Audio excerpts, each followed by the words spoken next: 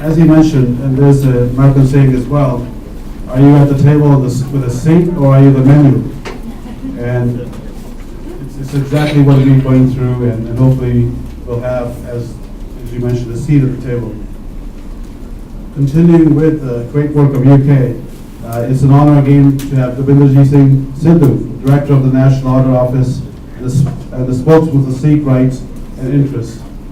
I continue to ask that we will move this to the next stage, what we will be doing to move the Sikh-driven issues in France forward with the collaboration of the UN, and that will be followed after your speeches. तो जो के फतेह परवान करनी वाहिगुरु जी का खालसा वाहिगुरु जी की फतेह नास के मैं चाहता भी होने के जीवची गलत करागे. For those of you that perhaps didn't understand what I just said, I used the words Wahiguru Ji Ka Khalsa, Wahiguru Ji Ki Fateh.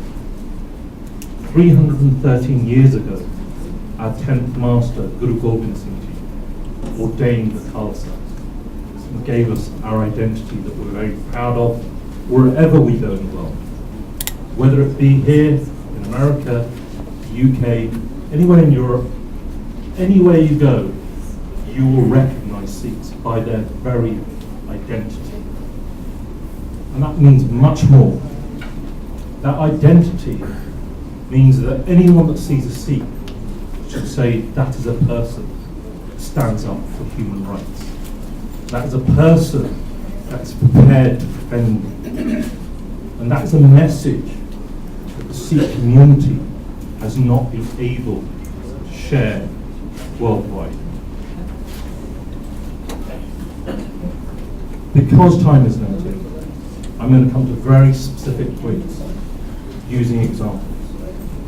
Firstly, if we are to succeed as Sikhs and protect our identity, it's very important we stick to principles. By principles, I mean we should not compromise our identity.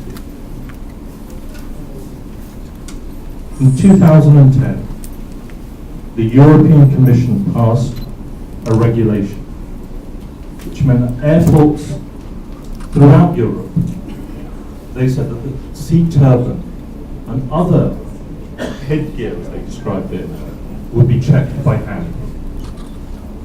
On the 14th of June 2010, when it came to our attention, in the UK, Sikhs have been lobbying for many years. We called a lobby for the 30th of June in Parliament. UK government bowed to Sikh pressure within 2 weeks. On the 29th of June, the Secretary of State wrote to us to ask us to call off that lobby because politicians received hundreds of letters. In the UK, they have not been able to implement that law. The Sikh turban cannot be touched by hand. The European Commission has agreed that and has been trialling the system for the last 18 months. So the first thing is the power of lobbying. Stick to our principles and apply lobbying wherever we can. But let me give you another example. Gurbaksh Singh told you about the Italian situation. And I've just said it's really important to stick to principles. People need to stick to the principles are Sikhs themselves. Last year, in December 2011, a fellow Sikh from Italy phoned us in the UK and said, we've just heard Italian Sikhs have just been to see the Akal Takht Jathedar. Jathedar is vitally important to the Sikh community throughout the world. They said it's rumoured that Jathedar is about to give them a letter to the Italian government to say that the star can be touched by hand. We were horrified. The Sikhs in the UK had lobbied and said no one has the right to touch our star. Even a fellow Sikh cannot touch another Sikh's star. Only a Sikh himself should touch his star. And yet, our supreme authority, the Akal Takht Jathedar, was prepared to compromise our principles.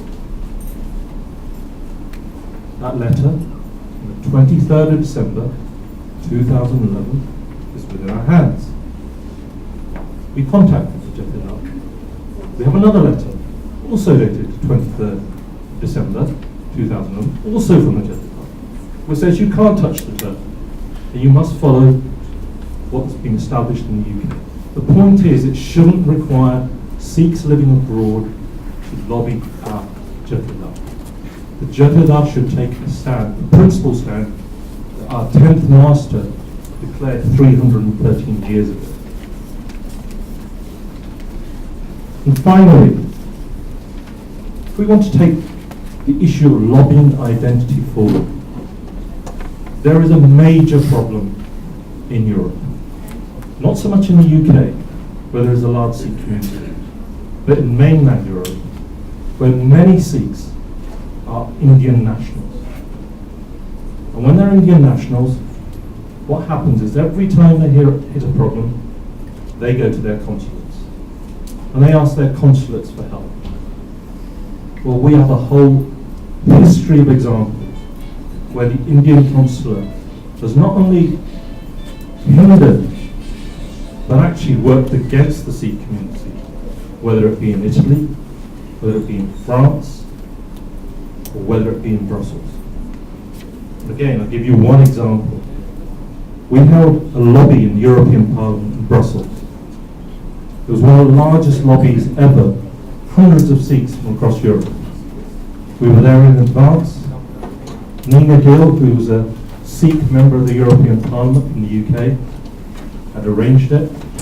One day before, they told us we must have the names of every Sikh attendee, because if they're wearing their kirpans, then they will only be allowed in if we have their details. We said, fine, we will give you as many names as possible, but because it's a lobby, anyone can attend. So we gave them names of about 150 people we knew that were coming from different European countries. We received confirmation there would be no problem. The next day, some of our own members of the European Parliament said the Indian ambassador in the European Parliament lobbied to stop Sikhs from going into the European Parliament wearing their kirpans.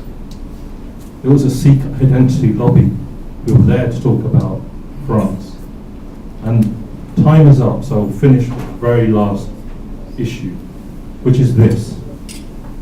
Sikhs in the UK, America, and Canada, where there are 500,000 plus Sikhs in each of those countries, we must represent the voice of Sikhs across the world. It's not the Indian government. The Indian government has let us down. Sikhs that live in India must keep up that pressure. But these three countries can take the voice of Sikh identity across the world until we have our own homeland, and then our problems will be solved. Waheguru Ji Ka Khalsa, Waheguru Ji Ki Fateh. Bole So Nihal. Thank you, Davinderji Singh Sidhu.